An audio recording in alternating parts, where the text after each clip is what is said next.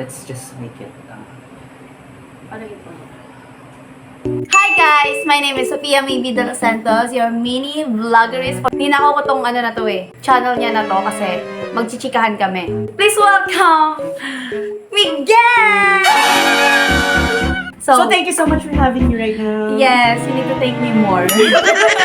Hello! So magandang hapon po sa inyo lahat. So, check natin yung oras na para makita natin. Tasty, oy! It's 4:38 PM right now. Kita naman sa caption sa kung ano yung magiging topic natin sa video na to. So, first of all, before we begin, we were just going to introduce ourselves. I am Miguel Afable. And I'm Sofia Maybe de los Santos. And in this video, we're going to tackle about some things that I've observed in this past few days or weeks. Yeah. So, kita-kita naman po sa title sa kung ano ang pag-uusapan natin, which is...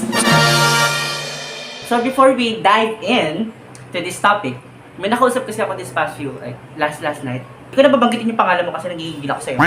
Specifically, this guy, I can't remember exactly what I said and what he said, but the flow of the conversation is like this. It was like this. So, tinanong niya ako, bi ka po ba? Sabi ko, I'm technically gay. Kasi nga nagkakagusto ko more on guys. I don't wanna start anything about that. But karamihan kasi ng mga tao ngayon, iniisip nila, pag sinabi mong gay agad, cross-dresser ka, malambot ka gumalaw, mahaba buhok mo, nagme-makeup ka. Puso babae. Ikaw, pag halimbawa, yung mga nakaraang taon, paano pag sinabing gay, ano yung unang pumapasok sa isipan mo? Siyempre, bakla, malambot, agad, ganon. Noong una. Pero, malalaman mo kasi na there was a different kind of gay na lalaking lalaki, pero sa lalaki lang din talaga sila magkakagusto. Oo nga. May ibang gay kasi na trans, ganon. Trans kung tawagin, tama? Yeah. Yung pinabago na nila yung sarili nila. Pero meron kasing mga gay nila, na meron kasing mga gay na nag-i-stick sila sa kung ano sila. Pero, sa lalaki lang din sila na-i-love. Ayun kasi ang misconception na karamihan ng mga tao ngayon, kapag sinabi mong gay, bakla ka agad, malambot ka gumalaw. Diba? May misunderstand nila yung point mo na pag mas gay ka, dapat malambot ka, ganon. No! Sa mga nanonood po dito ngayon, I hope you're open-minded about this topic and we would just like to open and give awareness to other people that the technicalities of being gay and bisexual. So binalak po ulit namin magtimpla, pero this time it's a hot chocolate. Kasi nga kulang ang chika pag walang kape, pag wala kang hinihigop. Huh? Uy, anong hihigopin mo? Kape tayo dyan! Nabasag. So ito na tayo. We will dive in more into this topic, which is, we will introduce ourselves kung ano ba ang aming gender identity. So, me first.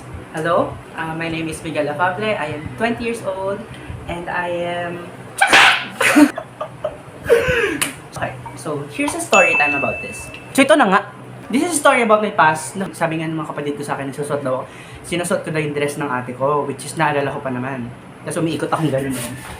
Para nakikita ko sa kung paano umiikot yung dress. Kasi ang ganda-ganda tingnan. Ang aking Disney princess. 1, 2, 3 years old. Pataas. Pag 3, pataas! Magjowa natin. Ng bakla. Pero guys, masarap pagmahal ang bakla. Wait lang, going back to the story. Yun nga po sa kung paano ko parang nalaman ko. Kasi nga po, maraming tatanong sa kung, paano mo nalaman? Kailan mo pa nalaman na bakla ka? So sabi ko, nung bata pa ako Kasi nga parang, some other people, nafi-figure out lang nila, starting from being curious at their gender, because, bakit? Mainit? I realize mo yung itsura. Yun, and then, bata pala kasi talaga, parang nararamdaman ko na bakla ako Kasi, eto kasi si Pia, straight kasi talaga yan. Tama. Ito pang tatanga. Pag nagandahan ka sa babae, boy section. Ito kasi tinan mo, yung ganda ni Pia. Sino ka tsaan? Cute naman. Yo. So I think that's all for today. Sana kahit sa maikling video na to, nagkaroon kayo ng kaalaman. So I hope you enjoyed watching. Because next time siguro, I'll let you know guys if I'm going to make a podcast.